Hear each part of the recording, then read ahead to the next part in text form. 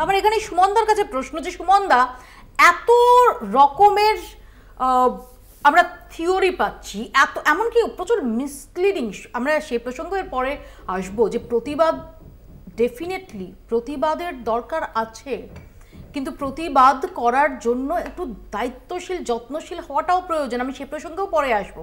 প্রশ্ন হচ্ছে যে হাসপাতাল কর্তৃপক্ষ কি দায়িত্বশীলতা দেখিয়েছিল? আমি কোনো জাজমেন্টে যাওয়া হয়তো উচিত হবে না একটা ভাইরাল অডিওর ওপর ভিত্তি করে, তা সত্ত্বেও সাধারণভাবে ঠিকই একটা অ্যাবনর্মাল সিচুয়েশন, সেখানে সবসময় নর্মাল রিয়াকশন হয় না, কিন্তু যখন এই দুঃসংবাদ পরিবারকে দেওয়া হচ্ছে, আমি যদি ধরেও নিই তর্কের খাতিরে যে ঠিক কী বলবেন সেই মুহূর্তে, বাবা মাকে কি করে তাদের মেয়ের মৃত্যু সংবাদ দেবেন সেটা বুঝে পাচ্ছিলেন না, গলাটা তো সাধারণভাবে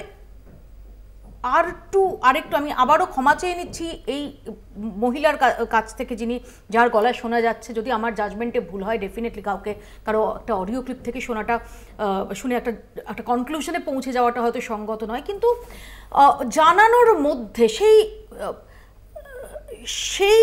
কম্প্যাশনটা কি ছিল সুমনদা?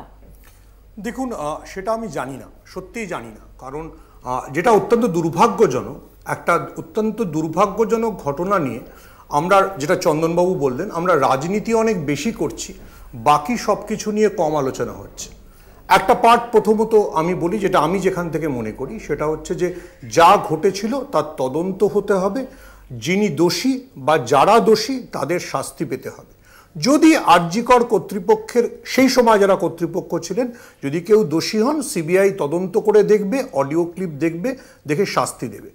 কিন্তু যেটা সমস্যা, যেটা আপনি আরেকটা পার্ট বললেন, সেটা নিয়ে অনেক বেশি টেনশন আছে। যেমন এক্ষুনি কেউ বললেন যে সিজিআই, মাননীয় চিফ জাস্টিস অফ ইন্ডিয়া, ওই মামলা যখন 22শে আগস্ট শোনেন, তখন তিনি বলেছেন যে ওই রুম অল্টার হয়েছে।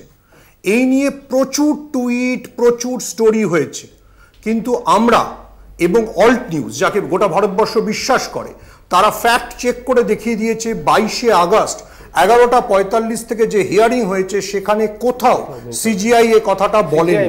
বার অ্যান্ড বেঞ্চ, লাইভ ল, প্রত্যেকটার একদম থরো চেক করলে এটা বোঝা যাবে। আবার বলছি, এই যে ভুল তথ্যগুলো বাজারে ভাসিয়ে দেওয়া, যে চিফ জাস্টিস বলেছেন ওই রুম অল্টার হয়েছে, চিফ জাস্টিস তরুণ জ্যোতি, আপনি যখন কথা বলছিলেন তখন আমি বলিনি, ধরিয়ে দিলাম জাস্ট। আপনি যখন বলছিলেন আপনারা ভুল তথ্য দিচ্ছেন, নামে মিথ্যে কথা বলে তো হবে না, ধরিয়ে দিলাম। আপনারা ভুল তথ্য দিচ্ছেন, আপনারা বিভিন্ন অ্যাডভোকেট, সিজিআই জেনারেল তুষার মেহতা বলেছেন, তুষার মেহতা সিবিআই এর লয়ার ছিলেন, তুষার মেহতা সিবিআই এর লয়ার ছিলেন। আপনি দরকার হলে আপনি লাইভ ল এবং বারাল বেঞ্চকে চেক করুন, আপনারা দুটো মিথ্যে কথা কনস্ট্যান্ট বলে যাচ্ছেন। এফআইআর নিয়ে কোনো কথা হয়নি।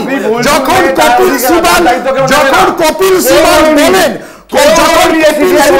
পুরো ডায়েরি দেখিয়ে দেন, তখন মাননীয় বিচারপতি গার্দিওয়ালা একটা শব্দ বলেননি।